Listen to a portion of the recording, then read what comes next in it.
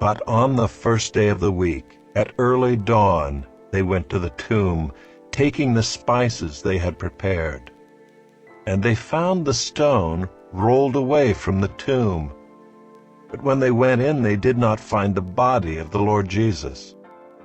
While they were perplexed about this, behold, 2 men stood by them in dazzling apparel. And as they were frightened and bowed their faces to the ground, the men said to them, "Why do you seek the living among the dead? He is not here, but has risen.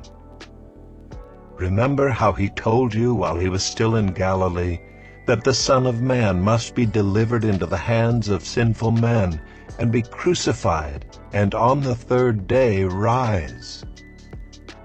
And they remembered his words, and returning from the tomb, they told all these things to the 11 and to all the rest. Now it was Mary Magdalene and Joanna and Mary the mother of James and the other women with them, who told these things to the apostles. But these words seemed to them an idle tale, and they did not believe them. But Peter rose and ran to the tomb. Stooping and looking in, he saw the linen cloths by themselves, and he went home marveling at what had happened. That very day 2 of them were going to a village named Emmaus, about 7 miles from Jerusalem. And they were talking with each other about all these things that had happened. While they were talking and discussing together, Jesus himself drew near and went with them. But their eyes were kept from recognizing him. And he said to them, "What is this conversation that you're holding with each other as you walk?" And they stood still, looking sad. Then one of them, named Cleopas, answered him, "Are you the only visitor to Jerusalem who does not know the things that have happened there in these days?" And he said to them, "What things?" And they said to him, "Concerning Jesus of Nazareth, a man who was a prophet, mighty in deed and word before God and all the people, and how our chief priests and rulers delivered him up to be condemned to death and crucified him. But we had hoped that he was the one to redeem Israel.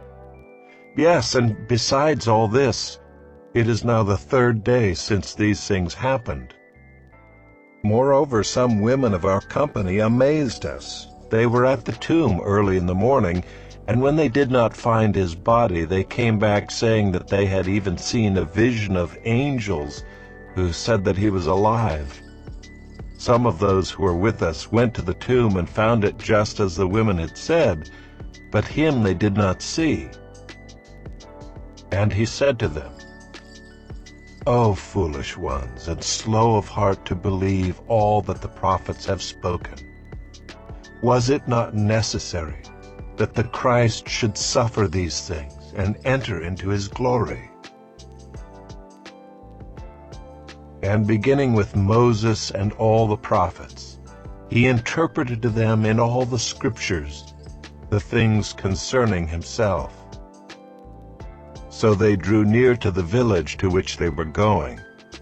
He acted as if he were going farther, but they urged him strongly, saying, "Stay with us, for it is toward evening, and the day is now far spent." So he went in to stay with them. When he was at table with them, he took the bread and blessed and broke it and gave it to them. And their eyes were opened, and they recognized him, and he vanished from their sight. They said to each other, "Did not our hearts burn within us while he talked to us on the road, while he opened to us the Scriptures?" And they rose that same hour and returned to Jerusalem. And they found the 11 and those that were with them gathered together, saying, "The Lord has risen indeed, and has appeared to Simon."